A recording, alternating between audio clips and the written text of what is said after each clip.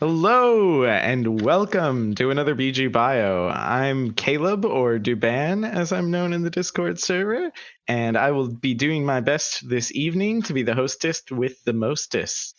Tonight we're going to be sitting down with another relatively fresh face in our segment aimed at getting to know some of our newer members. If you find at any point in this evening you have questions you want answered, about our guest here, not about life or the universe, feel free to throw them in the chat and I'll try to get to them as best I can. If you have questions about life or the universe, I don't know, put them somewhere else. DM them to me and I'll ignore you. So let's start off with the low pressure basics. Hi. What is your name and what are your pronouns? Hi, my name is Andre, and I respond to he, him, his pronouns, or anything used in good faith. Perfect. And what are you going to be playing on stream this evening? I am playing a cheated version of Factorio with no enemies because I don't need that kind of negativity in my life. You could have just not told people. No reason to admit. Anyone that's played this game is going to know because they are a pest. I feel like the percentage of the people in chat who have played this game is probably low. He probably could have gotten away with it, but that's true. That's true. Yet again, a game that I have not seen before, so I'm looking forward to being able to give it a good look. All right. So, without any further ado, in the grand 8-month tradition of BG Bios, we'll be starting off with some rapid fire questions. Answer them as quickly as you can. Don't make chat flame us. There will be 3 sections because I don't want you to stop breathing. Are you ready? Ready as can be. All right. What's the best course of a meal? Appetizer. What's the worst appetizer you can think of? That's a really good question. I don't know. They're all good. Yeah. All right. No bad appetizers. You heard it here first. Someone throw one in the chat. We'll figure it out later. Pie or cake? Cake. Wrong answer. What's the best kind of cake? Boston. Oh, whoa. What? Boston cream pie. It's Boston cream pie. Your favorite kind of cake is a cake pretending to be a pie. Interesting. Yes, and my favorite kind of pie is cheesecake. A pie pretending to be a cake. What's your favorite pizza topping? Italian sausage. What's the worst condiment? Mustard. Okay, good choice. All right, so that's our first set. Take a deep breath. Chat is flaming me for flaming you, so that's fine. Which one? Cake and pie. The same one that gets flamed every 2 weeks. All right, take a deep breath. Let's get ready. How many colors are in a rainbow? I never thought of this. Is it 8? Is it 8? I don't know. Let chat tell you. What's your favorite holiday? Halloween. No doubt. If you could travel anywhere in the world tomorrow, where would you go? Paris. What's the best way to travel?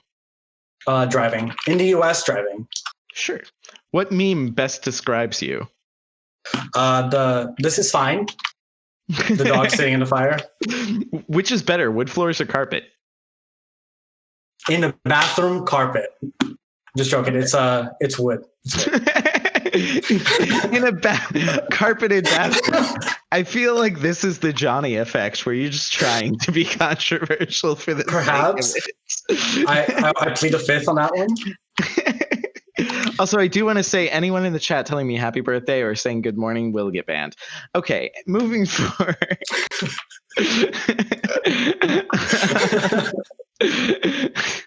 No, all right. Last set. Take another deep breath. All right. Would you rather input with a controller or keyboard and mouse? Controller. What's the all-time best video game character?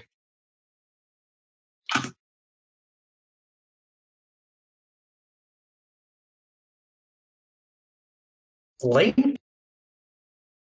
I'm gonna guess Link. Okay, good choice. What's the best genre of music? Pop. It's popular for a reason. Which is better, umbrella or raincoat? Umbrella. For sure. What's your favorite season? Oh, fall, because it's my birthday. Reddit or OnlyFans? Reddit. All right. I will end the rapid fire questions. Did Oni put in that question? Let's see. It is in pink, so I'm gonna go with yes. That is its place of origin. All right. No. Speaking of places of origin, this gives me my perfect segue. Let's talk about yours. Perfect segue. So, where were you born? Where did you grow up? I was born in Brazil, in a coastal city called Santos, and I moved around a lot. So, I guess I could say that my hometown, the place I grew up, is in Tampa, Florida. Gotcha. Who all was in your household growing up? So when I was in Brazil, I lived with my mom, and I had one older sister and a younger brother. And then when I moved to the US, I lived with my dad, and then I had one older sister and one younger sister. Gotcha. Tell me a little bit about your family. What are they like? So the two, like my mother's side of the family, they're definitely different than my dad's side of the family, for sure. I guess, how do I describe them? My mom's side of the family were a lot closer, very much like small town, like everyone knows each other kind of family setting. But then I moved to the US, and then it was a very much like nuclear family type deal where, dad was the breadwinner, mom stayed home and did the chores, sort of thing. And but they were a lot more. They were tried really hard to be like Americanized, so to speak. Gotcha.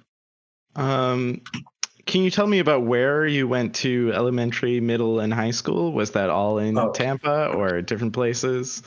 So elementary school was in Brazil, as far as you can call it elementary school. And I was a little brat, and I didn't care about school at all. And I think, I mean, how can you want to go to school when you're, 8 years old? It's the worst.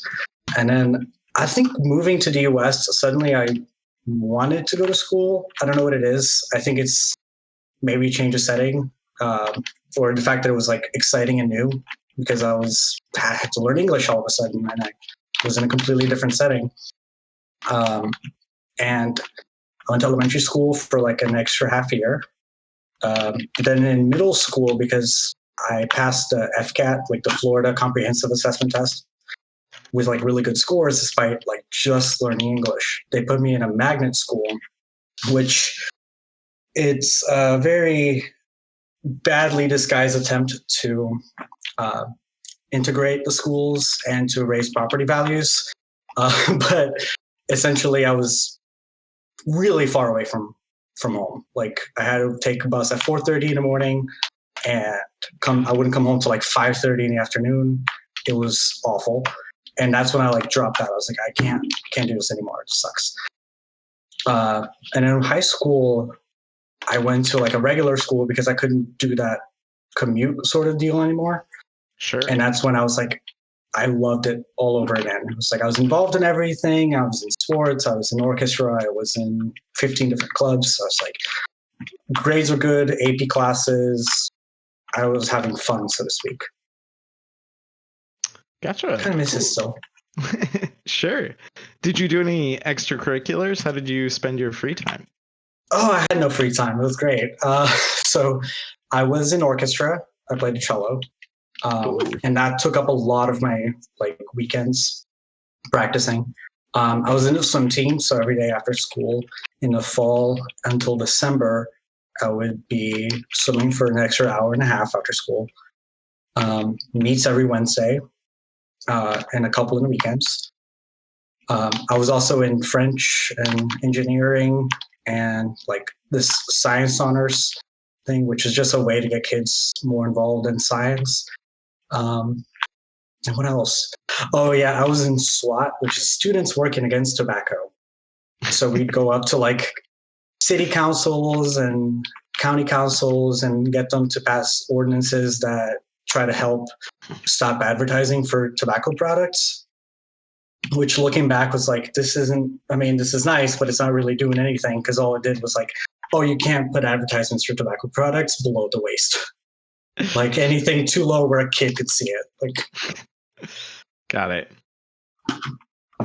Interesting. That does sound like you would not have any free time. You were an athlete, a musician, an activist. So I don't know if they do like paper plate awards where it's like a crappy awards that people give to each other. Before graduation, my award was "Where in the world is Andre Martins?" Because you could not find me unless I was scheduled to be somewhere. Like, okay, he has swim practice until 5 o'clock. Okay, then he's in swim practice, but do not expect him to be anywhere until after 5 o'clock. That's funny to me because I also think people couldn't find me in high school, but it was for very different reasons. Because I was God knows where. Hey, if you can't, I mean, people can't bother you if they know you're busy with something, Oni says Andre San Diego, which I think is appropriate. Perfect. Yeah, traveling. I do love traveling. Would love to do something like that. Yeah, you just got to be a thief and you can pick it right up. Oh God.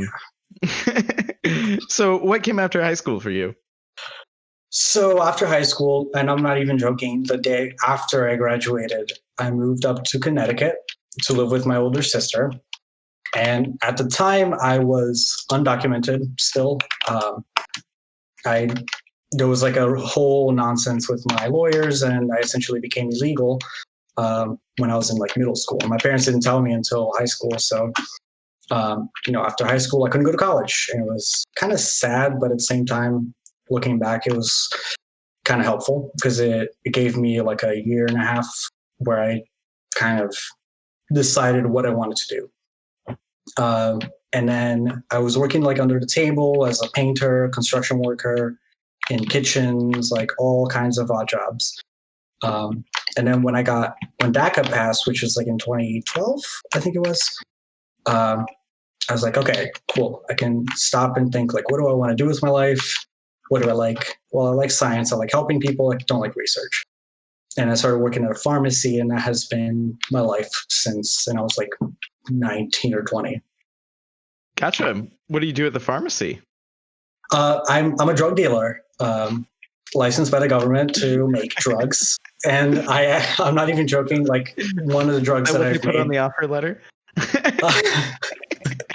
I literally made cocaine once. It was fun.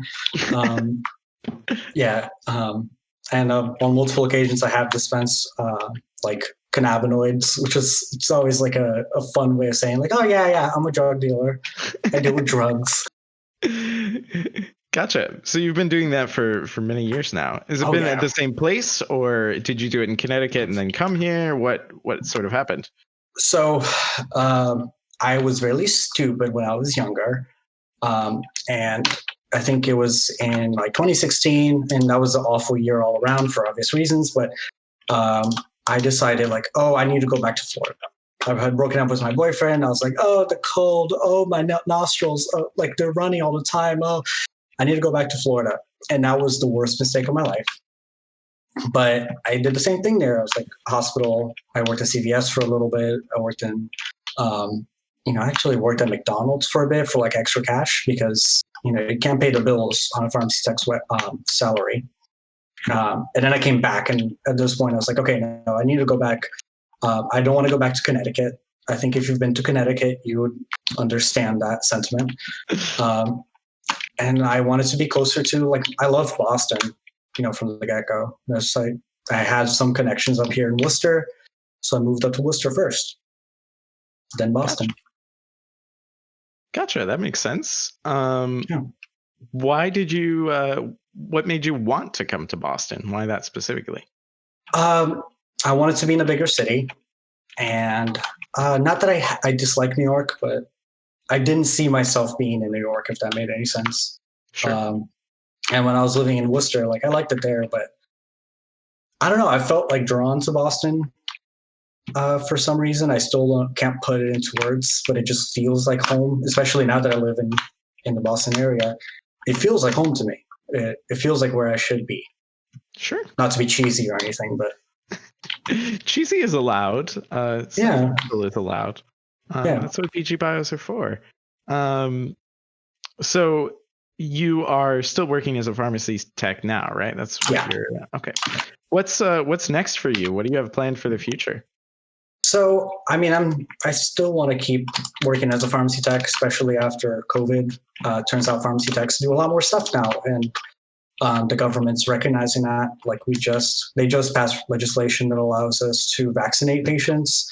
In fact, I'm one of the 23 first technicians in Massachusetts to be licensed to vaccinate patients, which I love. Like it's nice getting that recognition from the government that like you can do more than just count pills, you know. Sure. Which has been in the works, but COVID accelerated that. And now that like, I mean, I have a job I like, but I want to kind of express myself a little bit more and express some of the interests I have, share them, so to speak.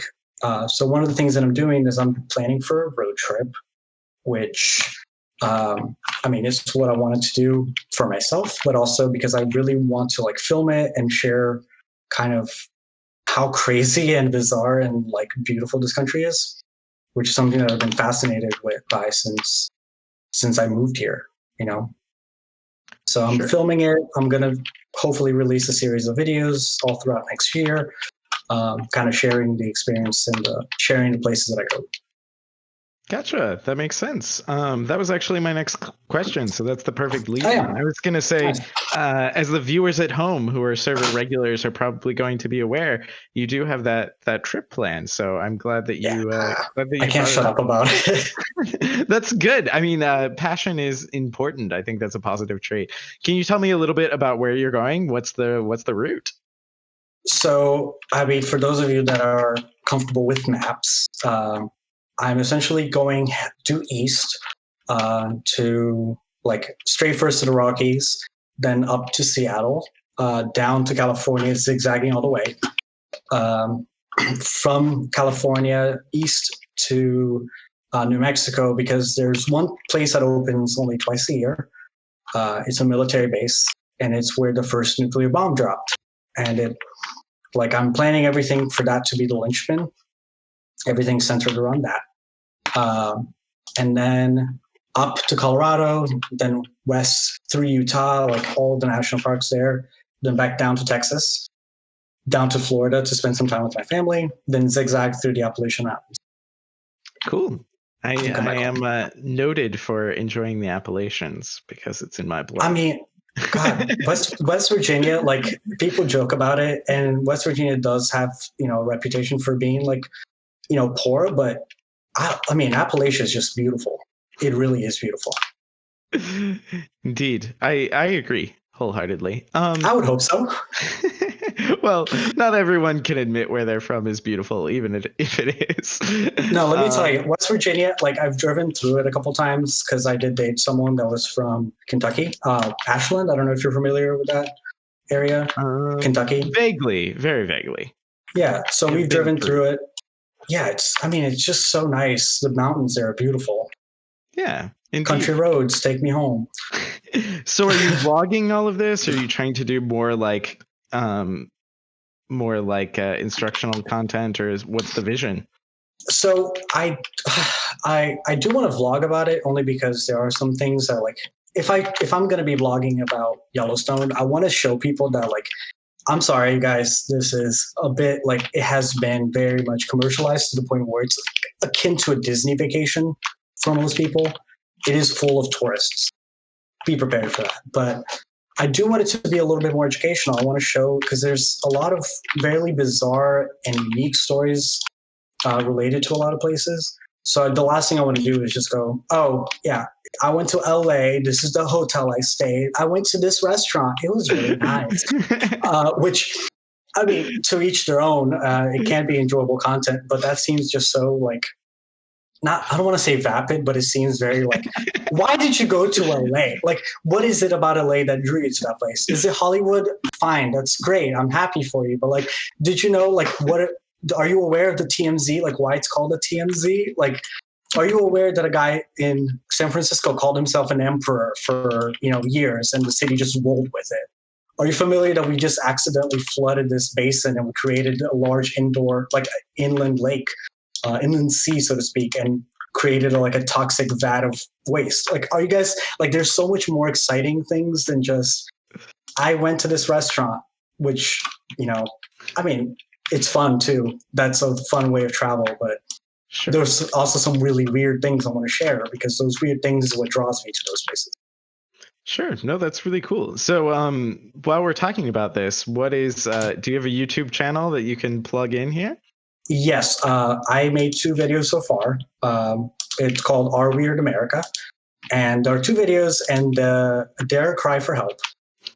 The audio mixing is a hot mess. I talked way too fast, but I put a lot of work into them, so I'm still proud of them. But I am going to be adding it to that channel.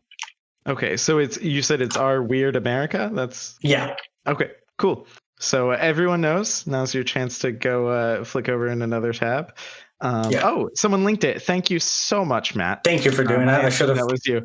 I appreciate it. All right, cool. So a little bit of an odd segue, and not odd necessarily, but not as neat as my last one when it just came up. That was a good one. But let's talk a little bit about identity. We usually try to get to that on the show. So what are some of the pieces of your identity that are most important to you?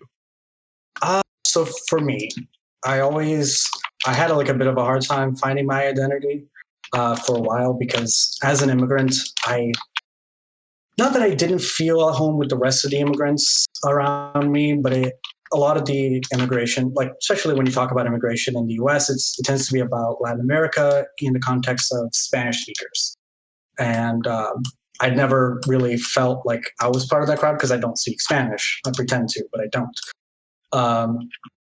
And then I never really fully felt American. I never really fully felt like, I always felt like I was the odd one out. And I usually play that up like for laughs as a way of like just being lighthearted about it. Sure. But then I never had that like group that I was part of. I never had sort of like my homies. And for a while I was just like trying to really figure out like, who am I? Where do I fit in? Where do I belong? And ultimately, that's kind of how I came about my obsession with America as a concept, because America is like a really weird country in that its theme of its like founding myth is of them being a melting pot, of being a place where a lot of people from different backgrounds could come and add to something greater than themselves. And ultimately, despite not being an American citizen, not having a green card, I still feel American as American can be. And that I carry, like, I honestly do feel like it's a big part of who I am. Like I said, despite not being a citizen, being gay is a big one for me too. Even though I didn't have a bad coming out story, it still plays on so much of like who I am. I think it's hard for me to imagine what my life would be like if I were straight. I think being gay allowed me to think like reconsider rather what I want my life to be, because so much of the expectation put upon me on the assumption that I was straight was to have a wife and have kids and buy a house in the suburbs. And of course, that's like I could still have that if I wanted to, but it wasn't a given. And that now that I could say no to that, so to speak, allowed me to picture my life being a little bit different and a little bit more exciting and a little bit more colorful. And also, gay bars are a lot more fun. So that is well known.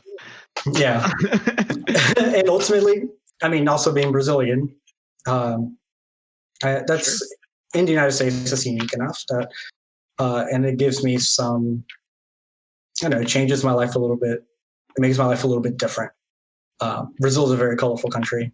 The Brazilian culture is very different. And the thing that my experience of growing up was different enough that I think it colors my life a little bit in comparison to those around me. Sure. So I have follow-up questions about different parts of that, but I'll start with Mhm. this. So you said you didn't have a particularly bad coming out. Did you have a formal coming out process? Oh yeah, it was. I mean, when I when I came out, it was because I was trying to date this really cute guy that went to the high school next, like close to mine. And obviously, I needed to get rid of that formality. So I came out first on Facebook, and I remember it was like December 1st, 2011. And when I came out, it was like, I was swarmed with a lot of comments, like positive comments going, bitch, we knew. It was obvious. And then I had to sit down with my parents, and I'm going to steal this one from Lawrence Cheney, but like, I told my mom, and she was like, all right, Roger, come in here. Your son wants to tell you he's gay. Like, my parents did not care. They knew. I'm pretty sure that when I told them, they were like, all right, pay up. I told you. Like, there was a bet. I'm pretty sure there was a bet going on because they all knew. I played with my sister's dolls. I was in ballet. Like, it was obvious. So, I after that, it was just like, okay, I'm an official gay now. I have my card. What do I do? And then I started going to the gay bars, and it was really funny because when I first started, I made friends with a couple of older people. Um, and I do mean older, like 50s and 60s. I don't want to see anyone on the stream going like, "Oh, I'm 35. I must be one of the old ones." I don't know why people do that so much. You're not old, but and they kind of showed me like the history of the LGBT movement. A lot of them had, because I was in Connecticut. A lot of them had been at Stonewall, or they lived during the HIV epidemic, the AIDS epidemic in the 80s and 90s. They remember that. They were there in DC for the quilt. They were there marching, all this time, and they were the ones that paved the way for us to be able to marry. So I'm really grateful for that, because it like taught me that being gay was a lot more than just going to bars and clubs. And at that point, it helped me embrace my identity a lot more. It's like, I am a gay man, and this is what it means for me to be a gay man. Which I really liked. I think that was like influential for me in my coming out. Sure, that makes a lot of sense. So tying that, a lot of what you've just said together, and I think you've touched a bit on this, but I want to ask it specifically anyway. So you've talked a bit about your identities as Brazilian, as an immigrant, as someone who's gay. Do you think that those identities give you a unique perspective on the world? And if they do, how do you see that perspective being unique from others? So, I mean, everyone's perspective is unique. I don't want to make it seem like mine is, special. It's just, my own. But Sure. yeah, it definitely makes me appreciate my history a lot more. It makes me appreciate the people that came before me a lot more. It, yeah, I just,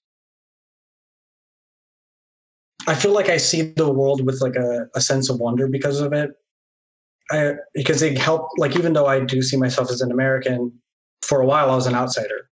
Um, Even though I am gay, for a while I didn't feel like I was part of the gay community, and I saw the gay community as an outsider. Same with being a Brazilian. I always, I've been away from the country for 17 years now. I see myself as an outsider. So even though I am part of the community, I do feel just distant enough that I can step out and see it and appreciate it for what it is. Um, and I mean, that's part of the reason I want to make the videos. Like, I want to show the world I want the world to see, I want people to see the world the way that I do it, with that sense of wonder, that sense of just, appreciation for the bizarre things. And really, like, I want people to love the world the way that I love it. Sure. That's pretty awesome. Yeah. Great. So I agree. I think it's awesome. I do want to say before I move on that there was some excitement because a moment ago, but it was serious, so I didn't want to pause then. But Okay. there was a Lawrence Cheney comparison made by Oni, Before you mentioned Lawrence Cheney, so I have to confess before I accidentally make a fool of myself to not knowing who Lawrence Cheney is, though that's probably not terribly surprising considering my general lack of culture. It's okay. Lawrence Cheney was a contestant on RuPaul's Drag Race UK. I'm not going to say how she placed because I'm not going to spoil anything. Sure. That's and make a fool of myself the way I did yesterday. Well, I'll leave that alone. I'll leave you to be vilified in another space. Oh no, I fixed the mistake as soon as I could. I did not know how to use a spoiler tag on Discord because I'm technologically challenged. So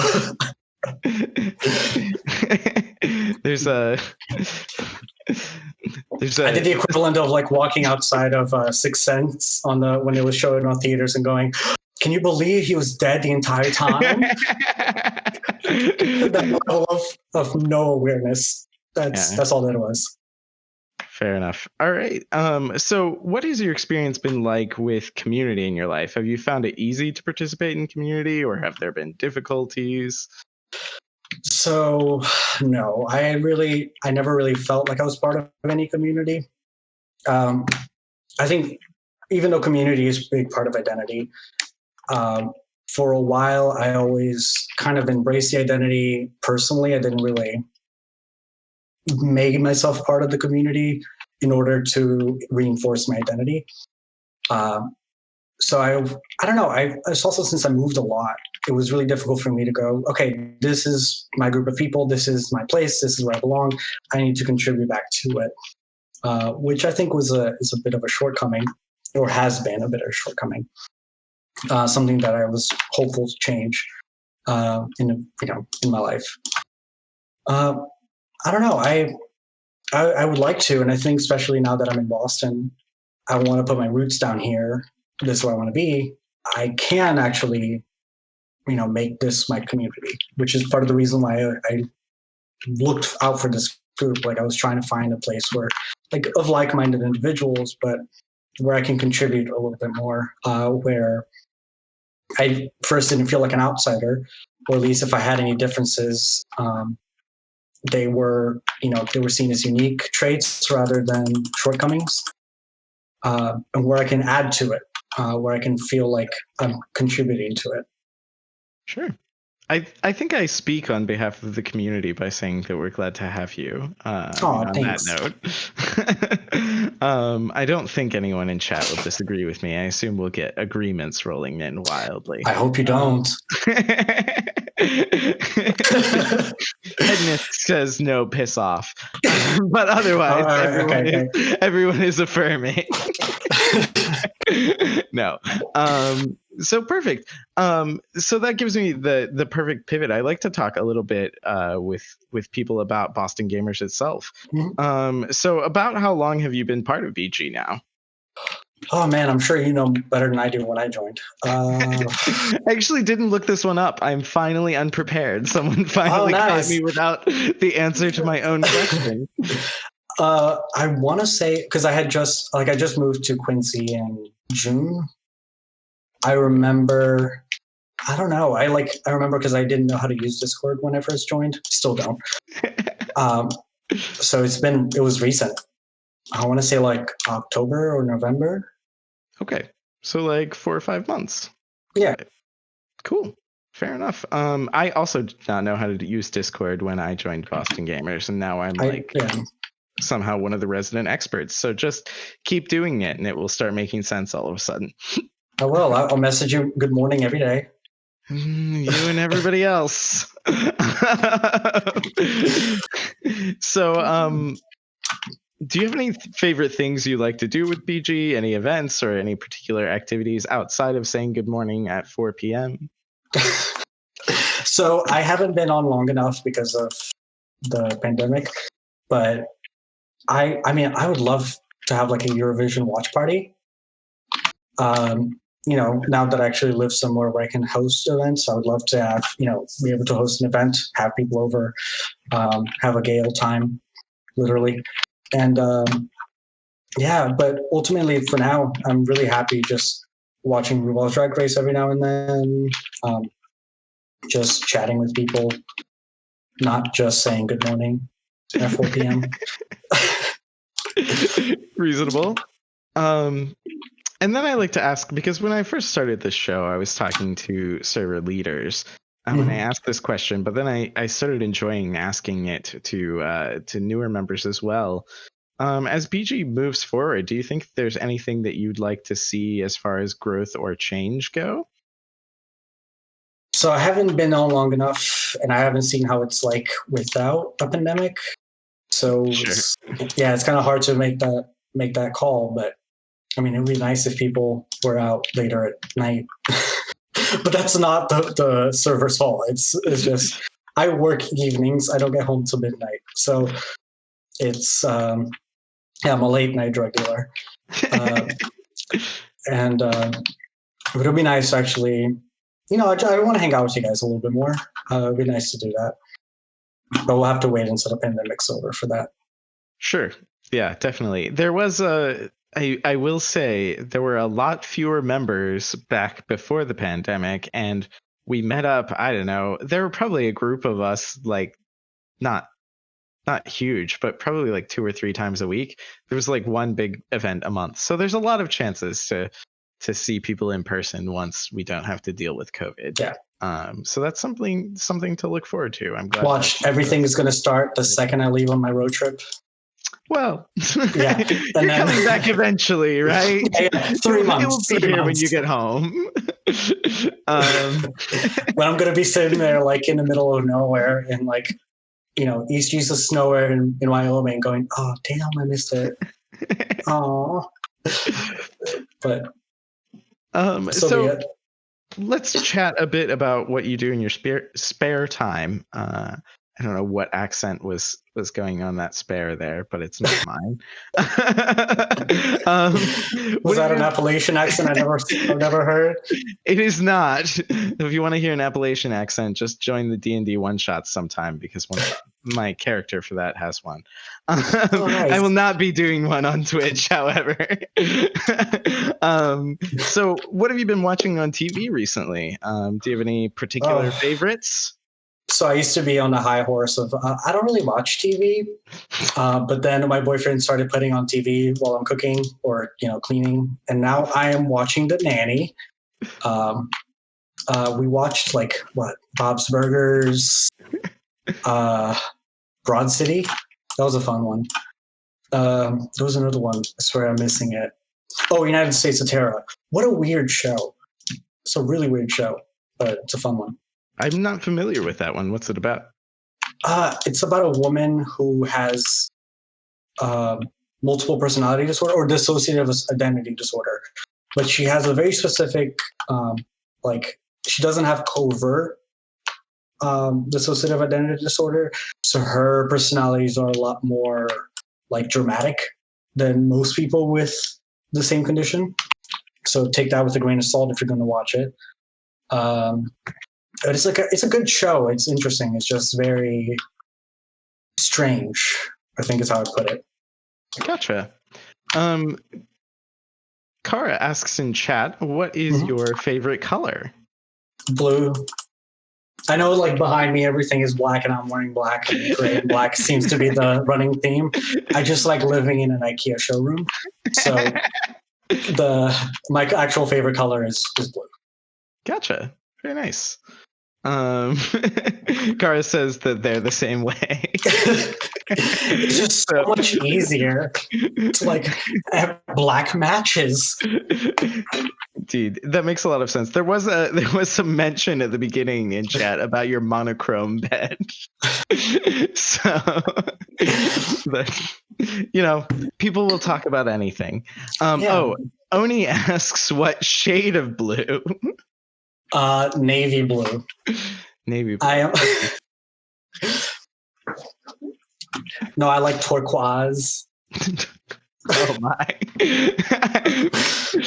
I'm not touching that. Moving on.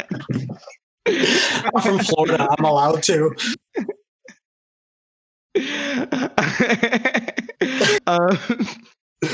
Are you so you used to be on a high horse of not watching TV. Do you watch movies? Are you a movie person, or not Um, really that either? I can't, like, I try to. ADHD is a bit of a bitch. And every time I try to sit down to watch something, I'll then look at my phone and then I go, ooh, Pokemon Go. And then just not watch it. My boyfriend's really helpful. He's been trying to get me to watch it. Like, we just watched Pretty Woman again for the first, like, I haven't watched it since I was like, I want to say 10. So I've been watching a little bit better than before, but still no good. Gotcha. That's fair. I'm very similar about not watching movies. I can't concentrate I'll watch a movie in like 3 chunks. I can, Yeah, I can that's why I like concentrate on about podcasts. 1/3 of a movie. Yeah, like we tried watching like one horror movie or Halloween movie every day for October. Lasted 5 days. It wasn't gonna happen. Do you have any movie favorites? Any that you have watched that you really liked? Not really. I love the Avatar movie. That's the best. Um, just All right, joking. That and with movie's hot that, we garbage. will discontinue the stream. Twitch will, Boston Gamers Twitch will cease to exist. Thank you. It's been a good run. BG Bios was fun. Boston Gamers was fun. No, I'm just joking. There was a movie at like 3 movies I tried to watch, but they were so garbage. They were like, it was called Stairwares, and like what is it, The Phantom Menace, something along those lines. I couldn't get into it. I'm just joking. We're really gonna bad. cut you off before I have to server mute you here. Just you'll see Andre, but you won't hear him. I am banned. I'm not allowed to say good morning anymore. No, I'll ban Will before I'll ban you. Don't worry. So moving on. Yeah, Zach is the real MVP.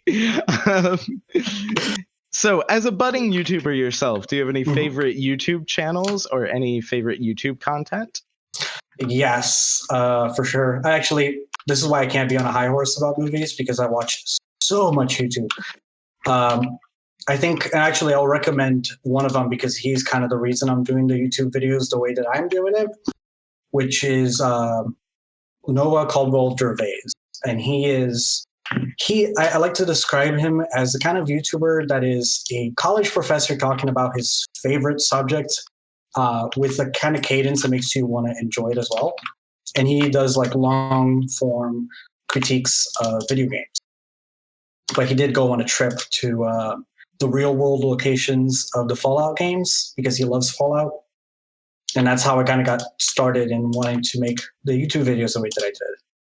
But besides him, ContraPoints, she's great.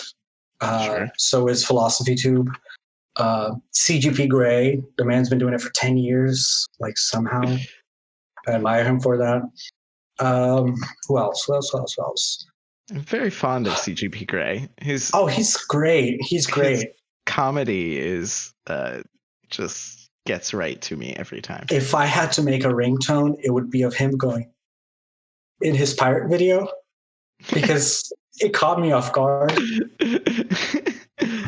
It's like, I'm going to torture you in a way that you're never going to recover from. Boop. So, yeah, I love CGP Grey. That's great. But yeah. So since the Gamers is a gaming community, I'm remiss if I don't talk at least a little bit about video games. So what have you been playing recently? Oh, I don't play video games. Oh, okay. Well, I'm just joking.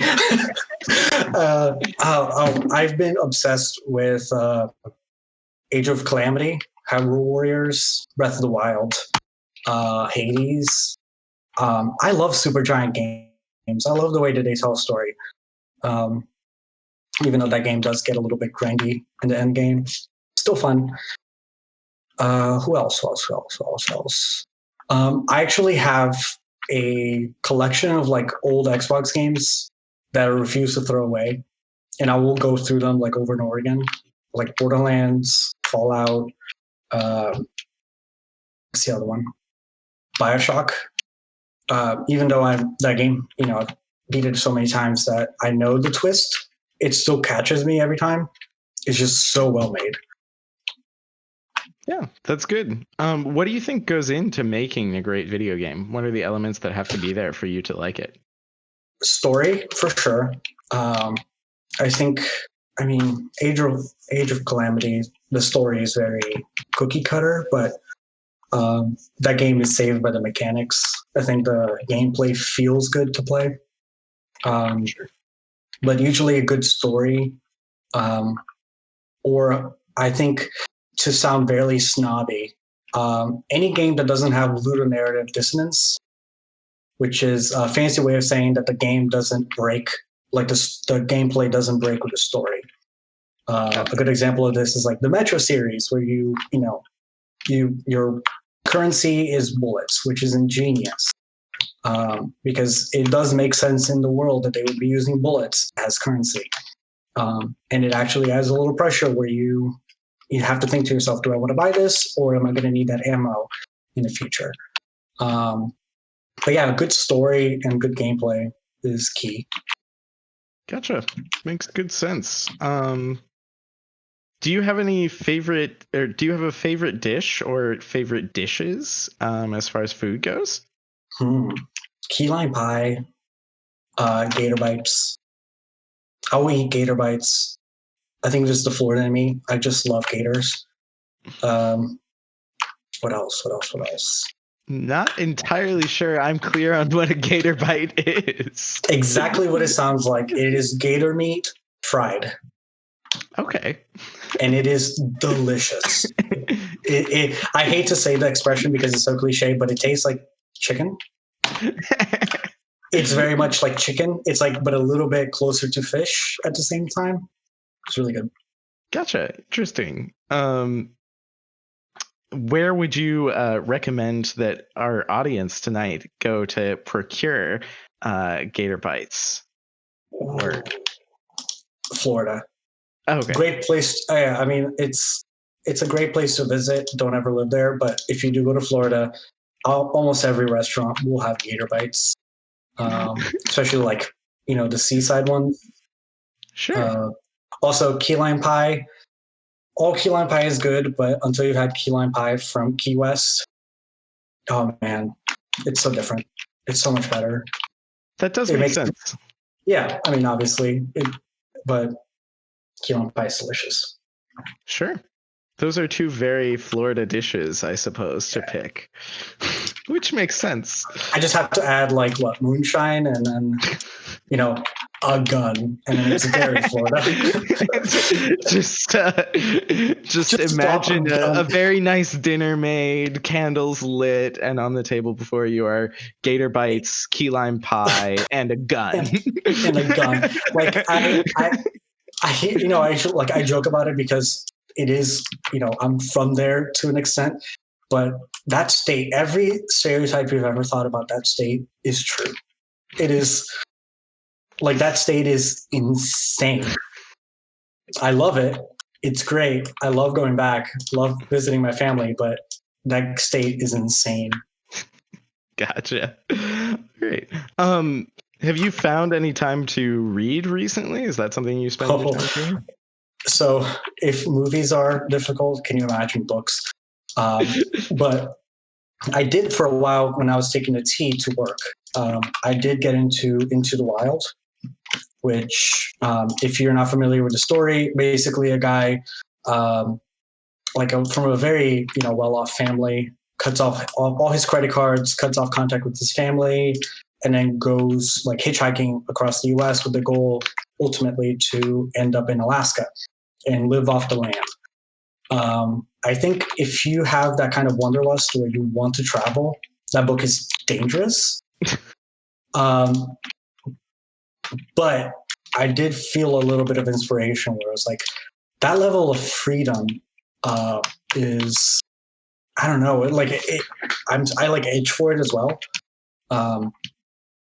Actually, can I tell a story? This is it'll make sense, but my first solo road trip, because obviously I'm not going to go on a road trip if I don't like them. But my first solo road trip was when I was going to like Niagara Falls. I left my job early. I found a hostel in Niagara Falls, New York. I had $30 in my bank account. I had no idea where I was going, and I put the no toll route on Google Maps because I didn't have the money for it, and just went like on a whim. And something about that freedom of just not having no expectation of being anywhere at any given time, having no one telling you where to go, having no one telling you like where to be. Like if I wanted to, I could just keep driving and end up in Pittsburgh. The only thing stopping me is my bank account. And that freedom it was a high that I don't think I'll ever have again. But it was so good. It was such a good feeling. Part of it is why I want to go on my road trip. I want to have that feeling again. But I think Into the Wild was that one book that captured that feeling, that made me feel that without, destroying my bank account. Sure. Yeah, I actually Trips are expensive.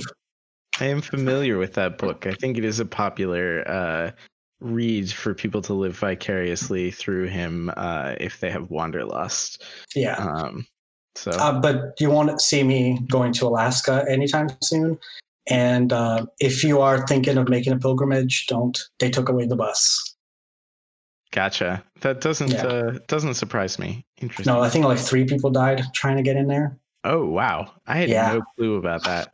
Yeah, so the actual river that stopped him from leaving at an appropriate time, it actually does flood frequently, and people keep trying to cross it, even though it is Alaska. It is going to be cold, and the streams are very strong.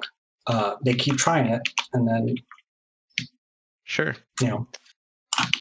Well, not that that's in particular the note I wanted to wrap up today on, but I do think we're getting toward the end of our time, and it's a good place to put a pin in things. So we will go ahead and draw things to a close there. All right. I'll offer my list of thank yous as is tradition. First of all, thank you, Andre, for sitting with me and doing this. Thank you for having me. Yeah, it's been a real pleasure, and I know it's a scary thing to ask people, and I always appreciate when someone is willing to do it. So thank you for joining me. My next thank you goes out to Zach, or Head Nisk, who runs the tech and supports my gags by putting up the AFK screen whenever I say the stream is over prematurely. So he's the best. He runs tech for the whole stream, and it makes it infinitely better that I can rely on him to do that and just not have to think about it. And then, of course, my thank you goes out to Oni for always editing my question scripts for this. Oni is the best editor that anyone could ever ask for. So I just deeply appreciate every time they look over my scripts. They always add insightful notes that are infinitely helpful to me. I'd also like to thank the mods and planners in general for supporting the show, letting me develop it and do it. It's been a lot of fun. I'm enjoying it, so I appreciate that chance. And then last but not least, I would like to thank the viewers and chatters who come and keep chat so busy that I can't even read it all.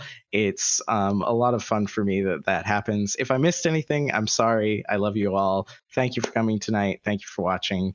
With that, do you have any final words for our viewers, Andre? Go on a road trip. Wear a suit. Sounds good. That will be it. Have a great night, everyone. Good night.